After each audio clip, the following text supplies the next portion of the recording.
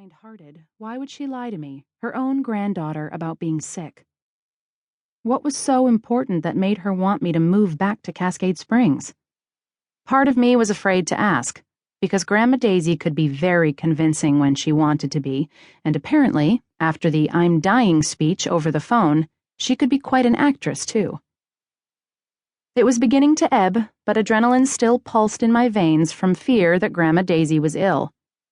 Even though I hadn't been back to Cascade Springs since I was 17, I saw my grandmother at least twice a year. She visited me in Chicago for Christmas, and every year we met somewhere in the world for our annual girls' trip. People might think it was odd I vacationed with my grandmother, but those people didn't have a grandmother like mine. I was the one ready to call it a day at 11. Grandma could party the whole night through. Last year, she drank me under the table in Sao Paulo. The front bell jangled, notifying the shop that someone had entered. Grandma Daisy rushed past me with a tray holding a lemonade pitcher and glasses. She shoved a sweaty glass of lemonade into my hand on her way to greet her customer. As beautifully crafted and enchanting as the shop itself was, the books were the most eye-catching aspect. They were everywhere. Along the walls, bookshelves rose 11 feet high. In the middle of the room, much shorter shelves held even more volumes, and soft chairs were tucked in every corner for a quiet place to get lost in a book. I walked around the shop, sliding my finger across the spines of all the lovely books. Charming Books had been the place where I had fallen in love with literature. When I was a child, I ran here every day after school, eager to see what new novels and plays my grandmother had in stock. Back then, I daydreamed of running the shop myself one day, and helping shoppers find the perfect book for themselves and their family or friends. That was before. Now I poured my love of the written word into my PhD program in American literature. After years of scholarship, I was one dissertation away from my culminating degree, and after that, who knew what would happen? I'd started submitting my vita to colleges and universities, but as of yet haven't yielded much more than a lukewarm reception to it. In the world of academe, a PhD in literature was easy to come by, and the competition was fierce for the few open professor jobs in the country. I wasn't panicking, or at least I wasn't panicking yet. I heard muffled voices as Grandma Daisy chatted with the shopper about a book, and I smiled at the sound of her energetic voice. Nothing made my grandmother happier than talking about books.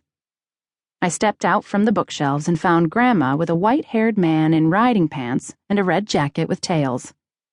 His riding boots were polished to a high sheen, and he tucked his black top hat under his arm. His and my grandmother's heads were suspiciously close together, much closer than in a typical bookseller and buyer transaction. I cleared my throat. Grandma Daisy jumped back from the man. "Oh, Violet, you gave me a start."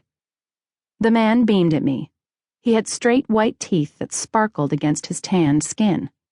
"You're Violet. I've heard so much about you. I'm so glad to finally meet you. My, aren't you the spitting image of Daisy?" I wasn't so sure about that. I still had the crazy pom-pom dew on the top of my head. It couldn't have been more different from my grandmother's sleek and smooth bob. I frowned. "I haven't heard about you." Usually, I was a much friendlier person, but it was hard to be polite with a crow looming over you. He laughed. "I see you got your spunk from Daisy, too." He held out his free hand. "I'm Benedict Raisin, the best carriage driver in Cascade Springs or on either side of the Niagara River. Don't let anyone else tell you different." I shook his hand and smiled despite myself. "Nice to meet you." Self-consciously, I touched my hair. "I have to apologize for my appearance. I just arrived." "Oh, what's to apologize for? I thought that's how all the young girls wear their hair nowadays," he said, releasing my hand. I laughed. "There now, I see you have your grandmother's beautiful smile, too." I glanced at Grandma Daisy, and her cheeks pinkened. My suspicion returned. Who was this guy, and why was my grandmother acting like a 12-year-old girl with a crush around him? "How do you two know each other?" I asked. "He's a customer," Grandma Daisy said a little too quickly. A customer? Just a customer?